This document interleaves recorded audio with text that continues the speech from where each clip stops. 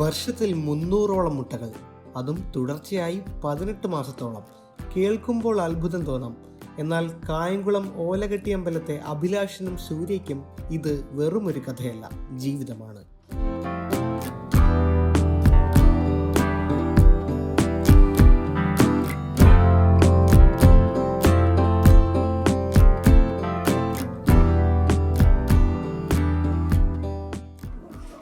അത് നമുക്കൊരു ഷോപ്പ് ഉണ്ടായിരുന്നു.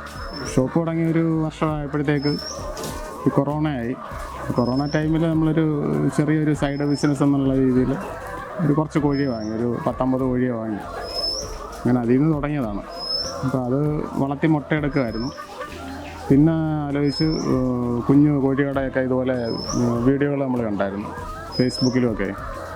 അങ്ങനെ കണ്ടപ്പോൾ തോന്നി, നല്ലൊരു ആശയമാണെന്ന് തോന്നിയുകൊണ്ടാണ്. പിന്നെ കുറേ ഫാമുകളൊക്കെ നമ്മൾ നോക്കി പോയി കണ്ടപ്പം കുഴപ്പമില്ലാത്തൊരു ബിസിനസ്സാണെന്ന് തോന്നി, നല്ലൊരു മേഖലയാണെന്ന് തോന്നിയുകൊണ്ടാണ് അതിലോട്ട് ഇറങ്ങിയത്. പിന്നെ ആദ്യമായിട്ട് കൈരളിക്കോഴിയായിരുന്നു എടുത്തത്. ആദ്യമെന്ന് പറഞ്ഞു കഴിഞ്ഞാൽ വിൽപ്പന എന്നുള്ള രീതിയിലോട്ട് വന്നപ്പോൾ കൈരളിക്കോഴിയായിരുന്നു. 1.5 മാസം പ്രായമുള്ളതിനെ എടുത്ത് ഇപ്പം അതിനെ വളർത്തിയിട്ട് ഒരു 3-3.5 മാസമായിട്ട് വിൽക്കുക, അങ്ങനെയുള്ള പരിപാടിയായിരുന്നു. അപ്പോൾ അത് കുഴപ്പമില്ലാതെ പോയപ്പോൾ ആലോചിച്ച് ഡയോൾഡിനെ എടുക്കാമെന്ന്. കുറച്ചുകൂടെ ലാഭം നമുക്കതായിരിക്കുമല്ലോ.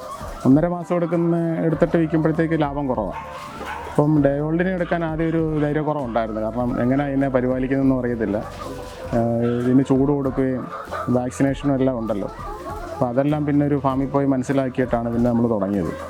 അങ്ങനെ ഡയോൾഡിനെ എടുത്ത് നമ്മുടെ കൊല്ലത്തുള്ള ഒരു ഹാച്ചറി ഉണ്ട് കൈരളിയുടെ, അവിടെ നിന്നാണ് എടുക്കുന്നത്. അങ്ങനെ എടുത്ത് അതിനാണ് തുടക്കം ഇട്ടത് ഇതിലോട്ട്. പിന്നെ അതിലൊരുപാട് പൂവനുമൊക്കെ വരാൻ തുടങ്ങിയപ്പോഴാണ് പിന്നെ ഈ BV3 മാറിയത്. പൂവൻ ഒരുപാട് വരുന്നുണ്ട്. അത് സെയിൽ ചെയ്യുമ്പോഴത്തേക്ക് ആൾക്കാർ കംപ്ലൈൻറ്റ് പറയാൻ തുടങ്ങി, ഒരുപാട് പൂവനുണ്ട് എന്നൊക്കെ ഉള്ളത്. നമുക്ക് പൂവനെ മനസ്സിലാക്കാൻ പറ്റത്തില്ല 3.5 മാസമായാലും. വിദേശ ജോലിയും നാട്ടിലെ ടെക്സ്റ്റൈൽ ബിസിനസ്സും ഒക്കെ അവസാനിപ്പിച്ച് എന്ത് ചെയ്യണമെന്നറിയാതെ നിന്നപ്പോഴാണ് അഭിലാഷ് സോഷ്യൽ മീഡിയ വഴി മുട്ടക്കോഴി വളർത്തലിൻ്റെ സാധ്യതകളെക്കുറിച്ച് അറിയുന്നത്.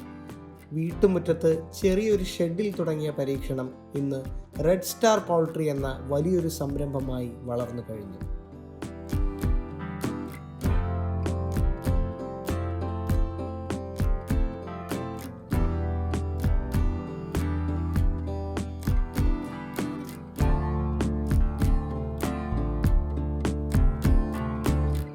ലോണോ കാര്യങ്ങളൊന്നുമില്ല, നമ്മുടെ സ്വന്തം ക്യാപിറ്റൽ തന്നെ എടുത്ത് തുടങ്ങി.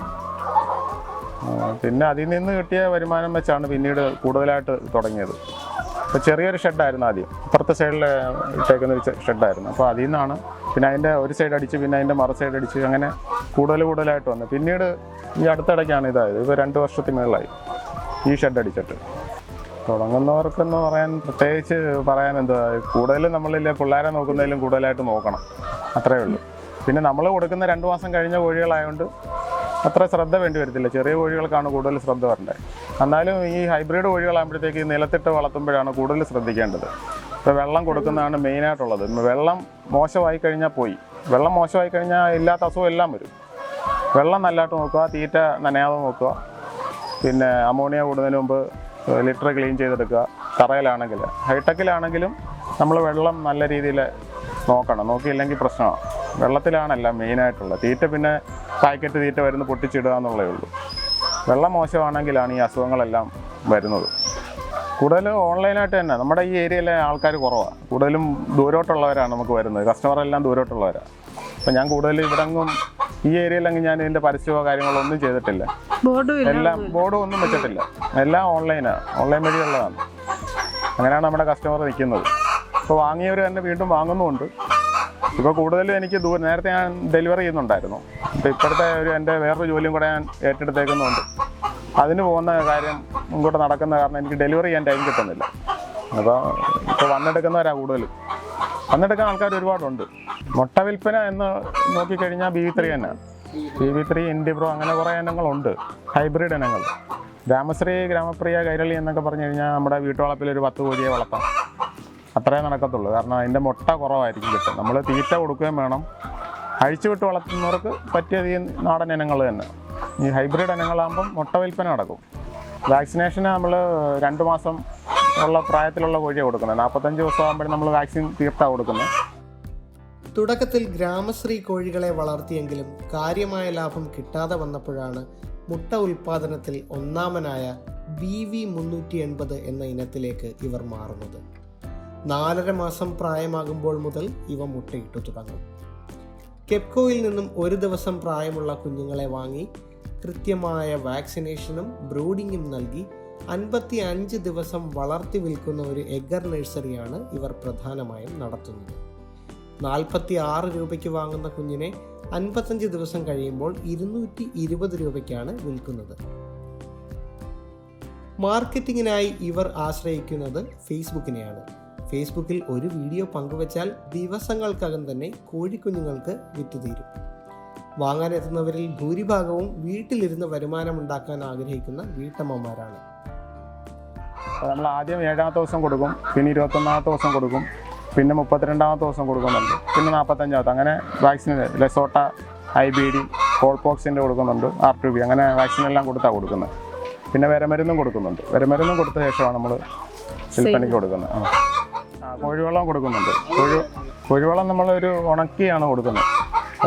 വെറ്റായിട്ട് കൊടുത്തു കഴിഞ്ഞാൽ ആൾക്കാർ എടുക്കത്തില്ല. ഉണക്കി കൊടുത്തു കഴിഞ്ഞാൽ ഒരു ചാക്കിന് 150 രൂപ വെച്ച് കിട്ടും.